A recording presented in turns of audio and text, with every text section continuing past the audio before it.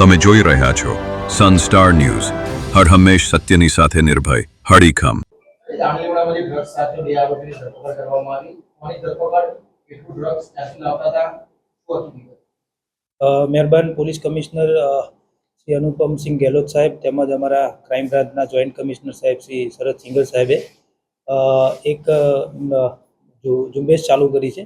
જે અનુસંધાને અમદાવાદ શહેરની અંદર કોઈપણ હિસાબે એનડીપીએસ અને નાર્કોટિક ડ્રગ્સને અમે ઘૂસવા નહીં દઈએ તે બાબતે પ્રાથમિકતા આપેલ છે.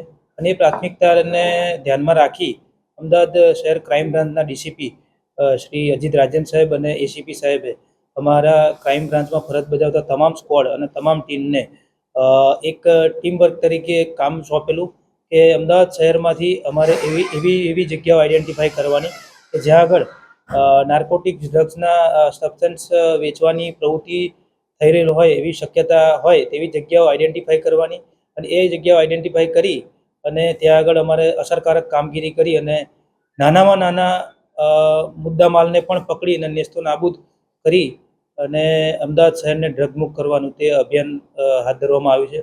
જે અનુસંધાને અમારી ટીમના પોલીસ કોન્સ્ટેબલ પ્રવીણસિંહને બાતમી મળેલ કે દાણીલીમડાની અંદર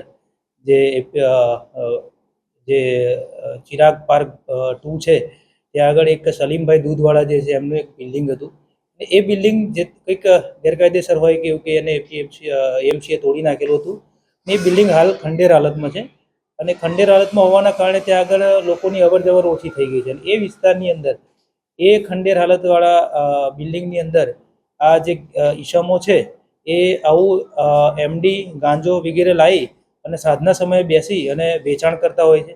અને નાના જે યંગ લોકો હોય એ લોકોને ખાવાની લાલચ આપી અને એમના દ્વારા આવું એમડીનું વેચાણ કરાવતા હોય એ હકીકત મળેલી. તેથી અમે આ ઉપરોક્ત જગ્યાએ જઈ અને રેડ કરેલી. રેડમાં અમને કુલ 76.030 ગ્રામ જેટલું એમડી મળી આવેલું. જે એમડીને કબજે કરી કાયદેસર કાર્યવાહી કરેલી અને એ કાયદેસર કાર્યવાહી દરમિયાન એ જે બે આરોપીઓ અમે પકડેલા તે આરોપીઓનું જે નામ છે તે મુશ્તાક મહેબૂબભાઈ સૈયદ છે એક, અને બીજો જે છે એ ઇરાફત કરીને બીજો ઇરાફત અંસારી કરીને આરોપી છે. એ બંને આરોપીને અમે ગેરકાયદેસર એમડી સાથે પકડેલા છે અને આગળની તપાસ ચાલુ છે. ડ્રગ્સ ક્યાંથી લાવતા હતા, અન્ય આરોપી ફરાર છે, તેનો શું રોલ છે? આ બંને જણ જે છે એ બંને ઈસમો જે હાલ તપાસમાં ખુલ્યું છે, એક નફીસ કરીને વ્યક્તિ છે એ પણ ત્યાં એ જ વિસ્તારની આજુબાજુમાં ક્યાંક રહે છે. અને એ માણસ અમને ડ્રગ પ્રોવાઈડ કરતો હતો અને એ પ્રોવાઈડ કરે અને આ લોકો જગ્યા પર જાય અને જગ્યા પરથી જે છૂટક વેચાણ કરવાનું હોય તે કામ આ લોકોને કરવાનું રહેતું હતું. કેવી રીતે તમે જોડાયા હતા નેટવર્કની અંદર? ફરાર આરોપી ક્યાંથી લાવતો હતો, નેટવર્ક સાથે?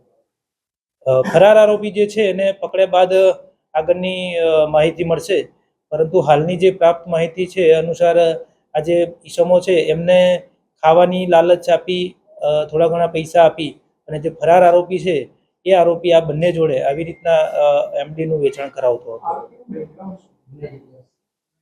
આરોપીની ગુનાહિત ઇતિહાસ બાબતે અત્યારે તપાસ ચાલુ છે અને બેકગ્રાઉન્ડ જોવા જઈએ તો ભણેલા ગણેલા નથી અને વ્યસની છે.